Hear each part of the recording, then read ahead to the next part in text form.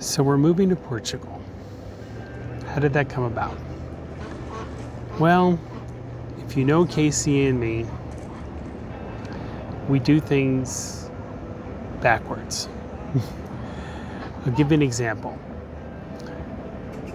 We bought a sailboat, 35-foot used sailboat, pretty good size. But neither one of us really knew how to sail at all. I mean, I'd sailed maybe some small little sailfishes, maybe a little 14-foot Hobie cat or something, but never a sailboat. I didn't know anything about what port and starboard were, or anything at all. I hadn't a clue. But we went ahead and bought a sailboat. And so now we had to figure out, okay, how are we going to get that sailboat from Miami to Cocoa Beach, which is the closest we could get to Orlando where we lived. Still about an hour away. But we thought, well, we'll find a yacht club there and we'll put the boat there. So how do we get it there? Neither one of us knew how to sail. So before we closed on it, actually we probably closed on it, but before we took delivery of the boat, I went up to St. Augustine and took a 3-day course on how to sail a boat. I guess it's called basic keel boat sailing or something. So I still didn't really know how to sail. So I convinced the owner of the boat to take it up from Miami up to Cocoa Beach and deliver it to us, which he was very gracious about and did it. And then we figured it out from there when we run into things. But it's a 15,000 pound boat, so you don't really want to make a lot of mistakes, but we made a few mistakes. So anyway, after that we sold that boat, and we thought, well, we'll be without a sailboat for a little while. But then we decided that we were going to buy a really nice boat and maybe live on it. But we really didn't think that went through because Kasey was like, well, I'm not selling the house. So we bought it over in St. Pete, sailed it from St. Pete. Actually, Kasey didn't want to go on that trip with me, so I got my brother to go with me. And we sailed from St. Pete through the Keys, out on the Gulf Stream, and then back up to Cocoa Beach. I guess the end of that boat was my brother and I decided that we were going to go to the Bahamas. Well, I tried to get Kasey to go, but she knows better. We tend to do things a little crazy, and when my brother's involved, it's usually trouble. So anyway, my brother and I decided we're going to go to the Bahamas for like a couple of weeks, I think. The problem is that we looked at the weather report, and if we didn't go directly over from Cocoa Beach across the Gulf Stream, the weather would not be favorable, and we'd have to stay in Cocoa Beach for like 3 or 4 days until the winds change. Because what happens is when the winds are from the north and the Gulf Stream goes from south to north, it creates these massive waves in the Gulf Stream. So you can't sail across the Gulf Stream if you have strong northerly winds. And the winds were like forecast to be like 20 knots from the north. And so we didn't want to be crossing then. So we thought, well, we have a small opportunity. It was Thanksgiving Day, and it was kind of cold. And we decided we were just going to go straight across, and then we could get across the Gulf Stream before the winds came from the north. So we started sailing, and about 4 in the afternoon, started sailing, and about beautiful sail. And about 1 o'clock in the morning, I was watching the chart plotter GPS system, and it looked like our boat was going around in circles, and I didn't understand what was happening. So I started doing the steering wheel, and nothing no response, nothing was happening. And we figured out that the rudder, which is this massive thing, broke. And it had broken, and there's no way to repair it when you're at sea. You can't, it's just sheared completely. And it was still there, but it had wedged itself underneath the boat so that we were going around in circles, just turning and turning and turning.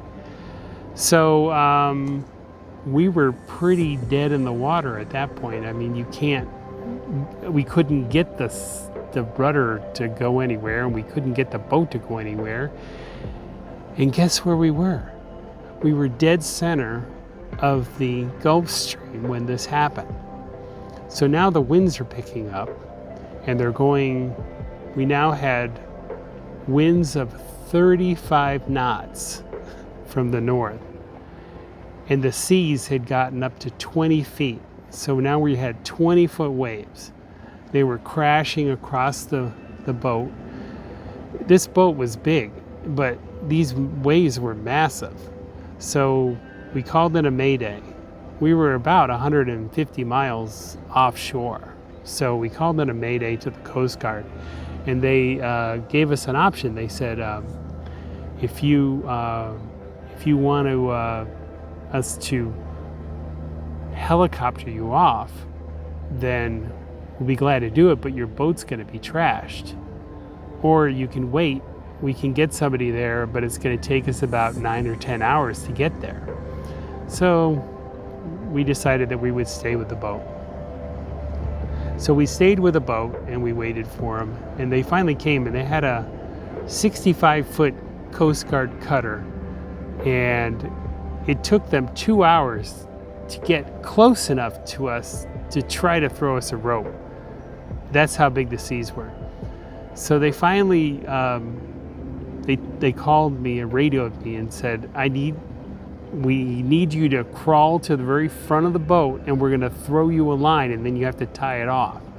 So I said to them, you're going to have to fish me out of the water if I fall off this boat. I mean, it's pretty hairy out there. It's kind of like riding a bucking bronco to get this thing done. So anyway, I get out there and I tie it off, and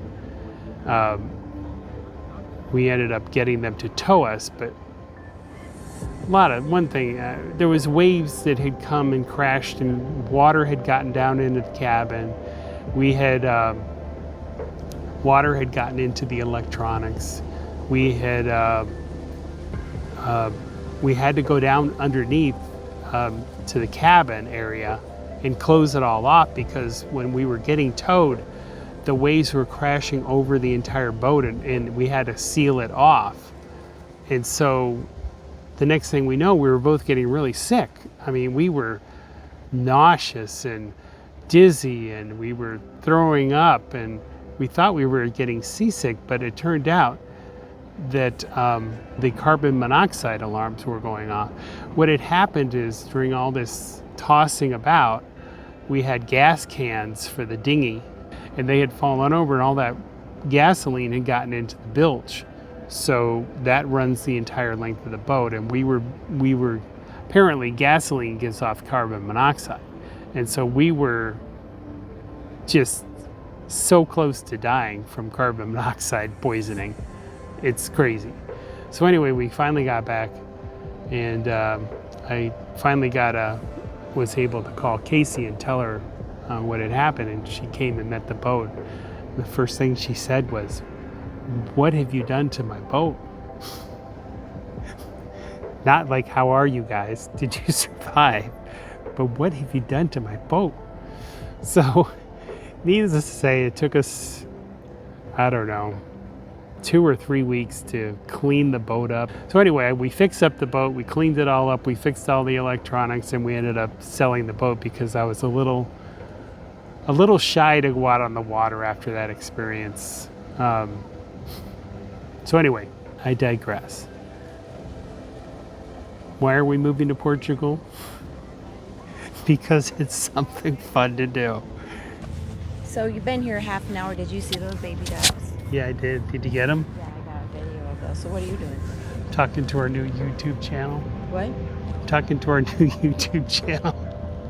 So what's it about? About moving to Portugal. What happened here? I see my video from my ducks went off. What? We're moving to Portugal. So I thought that was just something we talked about. Yeah, but now it's a reality because I'm doing a YouTube channel on it.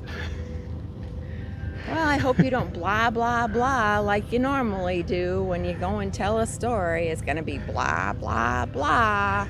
I just want to give them some information. You're always giving too much information. Well, Hopefully you... we'll see how it comes out in the end. Okay, I got a video of the ducks. All right, well, maybe we'll put it in our video. Okay, thanks, Okay, bye. bye.